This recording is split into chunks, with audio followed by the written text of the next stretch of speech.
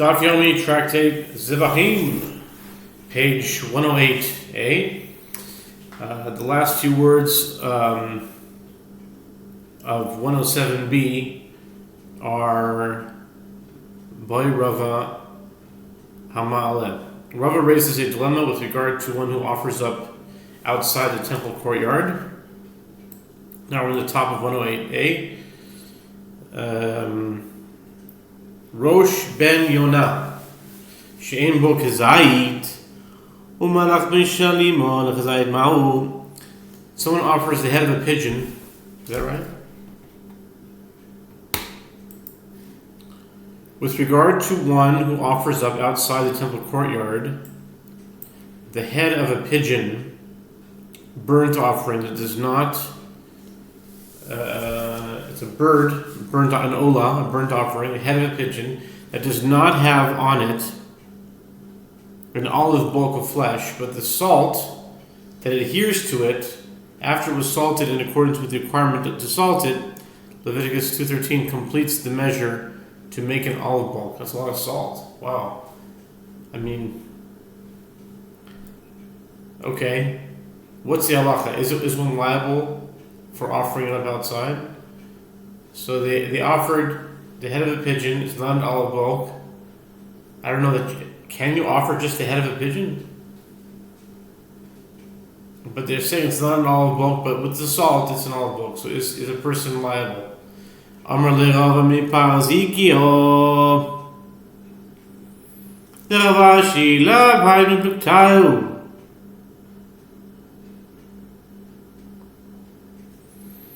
The Rabbi Yochanan Reish Lakish did tiboy le Rabbi Yochanan tiboy le Reish Lakish. Rava from Parzakia said to Ravashi, "Is this not identical to the dispute?" I mean, so Rava asked the question, and then Rava from Parzakia said, "Is this not identical to the dispute between Rabbi Yochanan and Reish Lakish with regard to a bone attached to sacrificial flesh?" Ravashi responded, "No. The dilemma can be raised according to Rabbi Yochanan, and the dilemma can be raised according to Reish Lakish." Tiboy le Rabbi Yochanan ad kan lo kamar Rabbi Yochanan atam eretzem demina dibasarhu aval melach delab mina devar yona la Tivoy le Reish Lakish ad kan lo kamar Reish Lakish atam ela di parish bine la mitzvah lesoke aval hacha di parish mitzvah lesoke la odim lo ishna teko. This must be the 225th unresolved question in the Babylonian Talmud. Must be. I've been keeping track of them. Okay, we have a teku on the top of Zevachim 108. Very nice. Okay, this is a teku. Okay.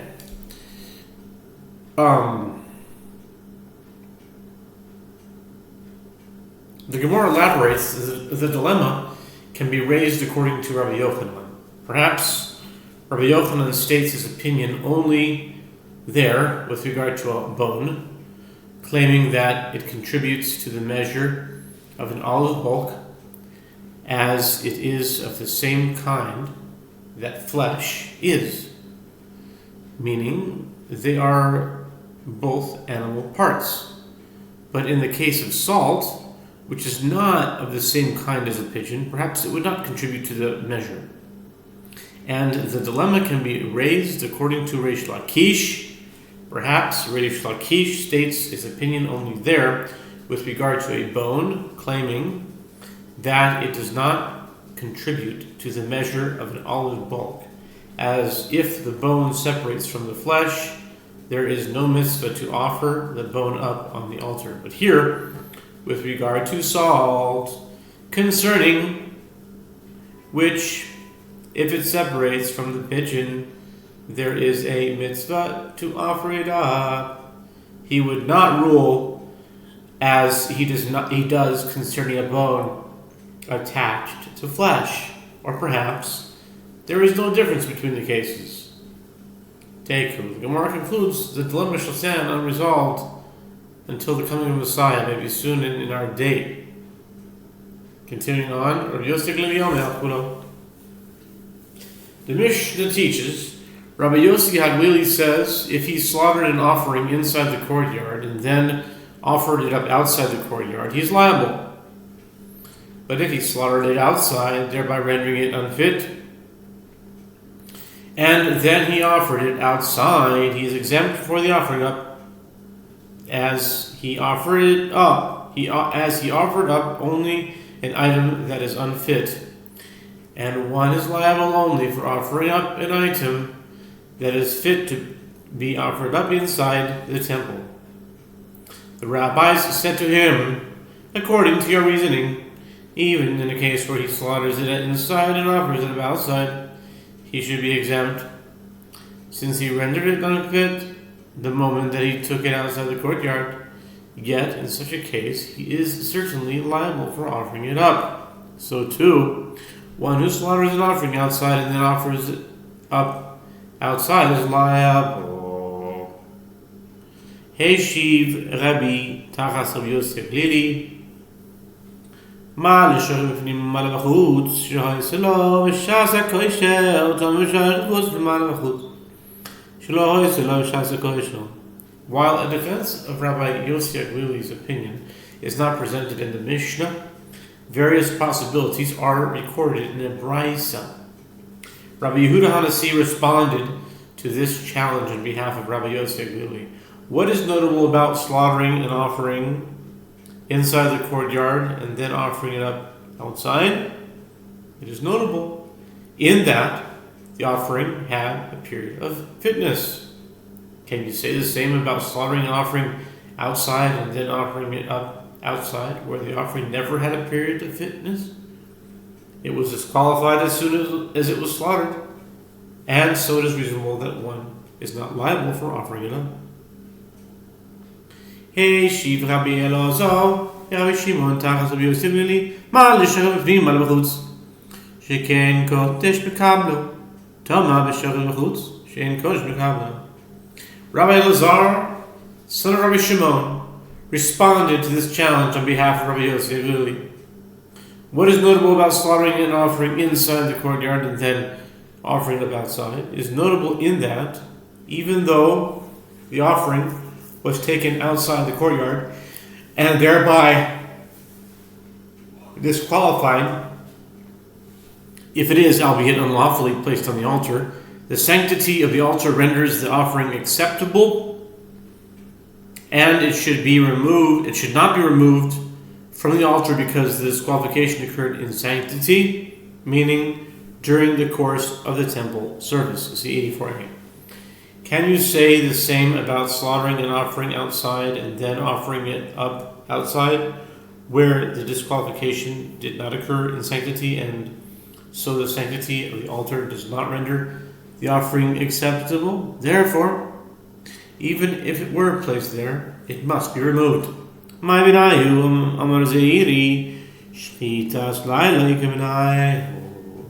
Gemara asks, what is the practical difference between these two responses? Zairi said, the practical difference between them is a case of slaughtering an offering at night inside the courtyard and then offering it up outside. According to Rabbi Yehuda Hanasi's response, one would be exempt, as slaughtering at night disqualifies the offering from its very outset. Whereas, according to the response of Rabbi Elazar, one would be liable, as this is a disqualification that occurs in sanctity. Rabba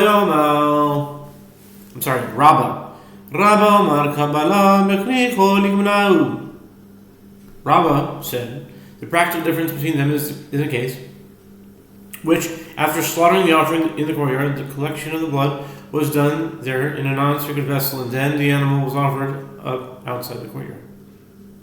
According to Rabbi Yehuda Hanasi's defense, one would be exempt, as collecting the blood in a non-sacred vessel disqualifies the offering from its very outset, whereas according to the response of Rabbi Elazar, one would be liable, as this is a disqualification that occurs in sanctity.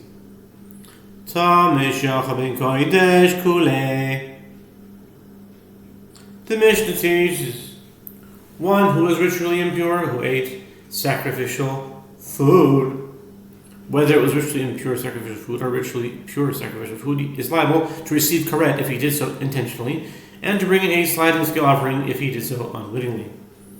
Rabbi Yossi Halili says an impure person who ate pure sacrificial food is liable, but an impure person who ate impure sacrificial food is exempt, as he merely ate an impure item, and the prohibition against eating sacrificial food while one is impure applies only to pure sacrificial food. The rabbi said to him, according to your logic, even in the case of an impure person who ate what had been pure sacrificial food, once he has touched it, he has thereby rendered it ritually impure. In such a case, he is certainly liable for eating it. So too, an impure person who ate impure sacrificial food is liable. The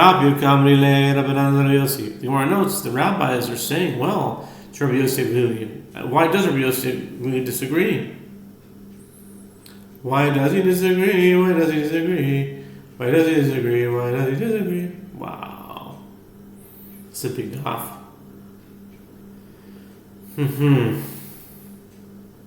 Why does he disagree? Why does he disagree? Why does Rabbi Yosef disagree?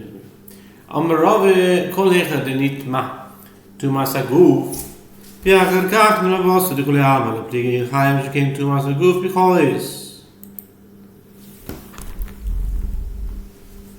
See if we can get closer here. All right. Rava said in elaboration of the dispute, wherever one is rendered impure with impurity of the body, and then afterward the sacrificial meat is rendered impure, everyone agrees that he is liable if he eats the meat. This is because the prohibition due to the impurity of one's body, which carries the punishment of karet, took effect while the meat was still ritually pure, and so this prohibition is not abrogated, even when the meat is later rendered impure. Keep ligi. When do they disagree? When they disagree? When do they disagree?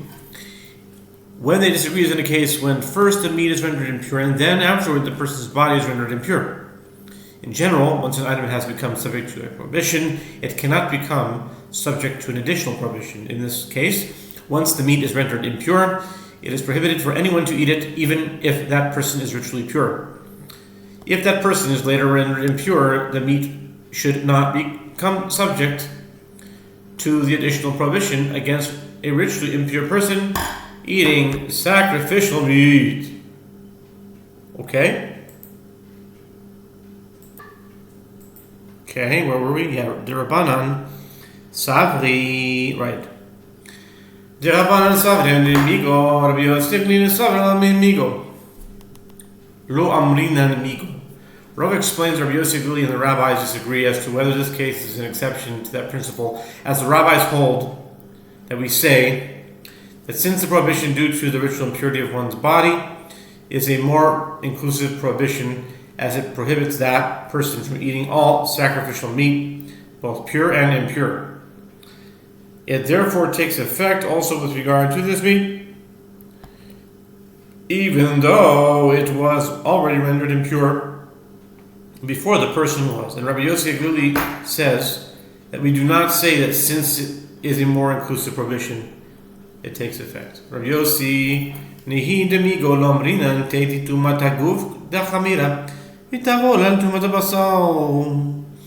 The Gemara asks, but even according to Rabbi Yossi Glili, granted that we do not say that since it is a more inclusive prohibition, it will take effect, but still, the prohibition due to the impurity of a person's body, which is a more stringent prohibition, as it carries the punishment of karet, should come and take effect upon the prohibition due to the ritual impurity of the meat itself, as that prohibition is less stringent, as it carries only the punishment of lashes.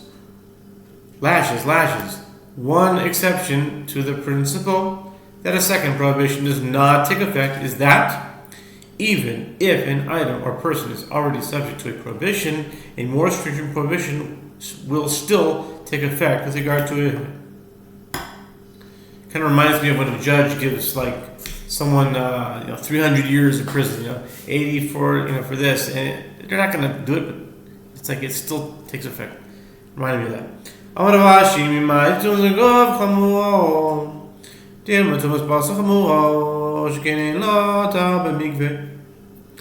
Ravashi said, from where is it apparent that the prohibition due to the impurity of the person's body is more stringent? Perhaps the prohibition due to the impurity of the meat is more stringent, as impure meat does not have the possibility of purification in a ritual bath, whereas a ritually impure person does, since the prohibition due to the person's impurity is not more stringent in every regard. It cannot take effect upon meat that is already prohibited due to its own impurity. We finish the Talmud, we're starting a new Mishnah.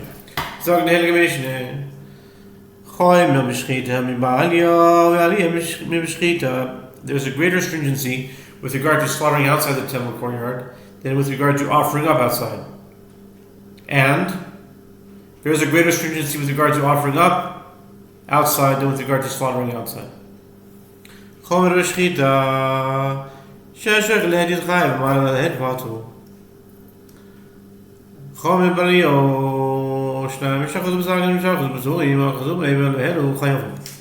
The Mishnah elaborates the greater stringency with regard to slaughtering outside is that one who slaughters an offering outside the temple courtyard, even for the sake of an ordinary purpose, not for the sake of God, is liable. But one who offers up an offering outside the courtyard for the sake of an ordinary purpose is exempt. The greater stringency with regard to offering up outside is that two people who grasp a knife and together slaughter an offering outside the courtyard are exempt. But if two grasp a limb from an offering and together offer it up outside, they are both liable.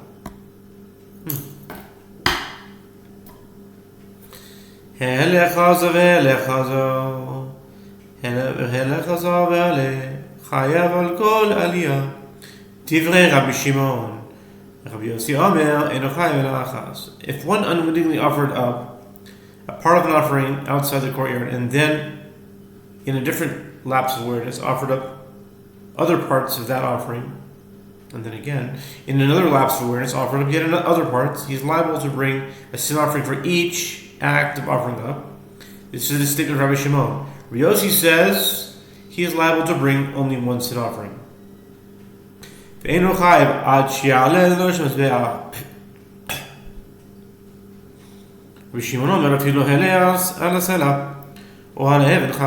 Rabbi Yossi adds, and one is liable for offering up an offering outside the courtyard only once he offers it up at the top of an altar that was erected there. Rabbi Shimon says, even if he offered it up on a rock or on a stone, not on an altar, he is liable. That's the Mishnah, and now we continue on to the Talmud. Zog the Hennig Talmud, Gemara Zog. The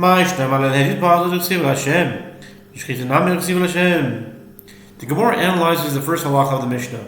What is different about the one who offers up outside for the sake of an ordinary purpose that is exempt, as it is written, and he will not bring it to the entrance of the tent of meeting to sacrifice it to the Lord. Leviticus 17, verse 9. Which indicates that the liability applies only to offering up for the sake of the Lord. The Gemara questions this. But with regard to slaughtering, isn't it also written, or that slaughters it outside the camp, and he did not bring it to the entrance of the tent of meeting to sacrifice an offering to the Lord? Leviticus 17, 3 and 4, Shani Hasan. There it's different. Tamar Kra Ish Ish.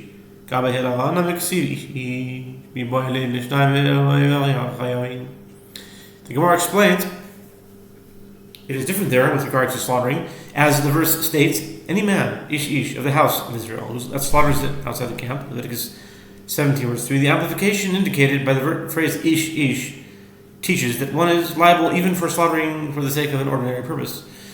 The Gemara challenges, but also with regard to offering it up, it is written, any man, Ish of the house of Israel, that offers up a burnt offering, Leviticus 17 verse 8, The Gemara explains that amplification is necessary to teach that two people who offered up a limb of an offering together outside the courtyard are liable. The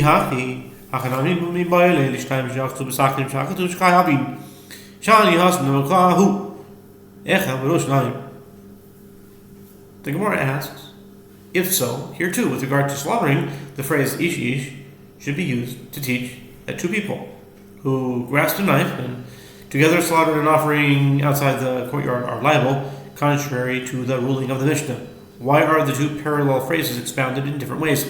The Gemara explains it is different there with regard to slaughtering, as the verse states, and that man shall be cut off from among his people. Leviticus 17 verse 4. The term that man, which is in the singular, indicates that the only one who acts alone is liable, but not two who act together. The Gemara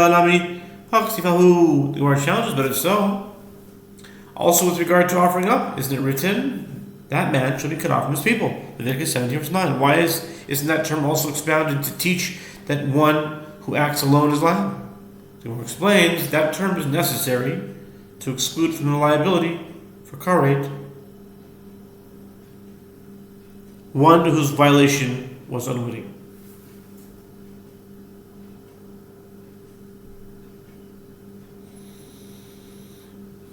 Okay, we're in the middle of an idea, so I'll just finish the idea. Top of 108b.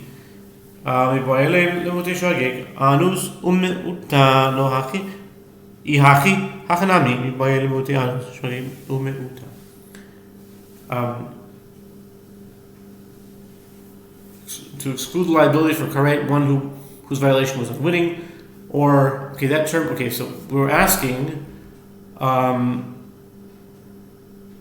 why isn't the term expounded to teach that only one who acts alone is liable? Or answer that term is necessary to exclude from liability from karet one whose violation was unwitting, or who was compelled to act, or who was mistaken.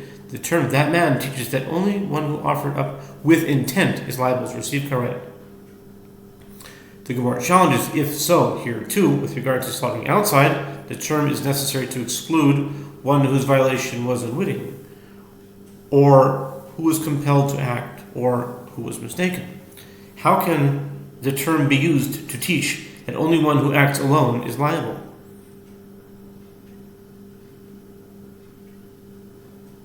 Okay, we'll stop here.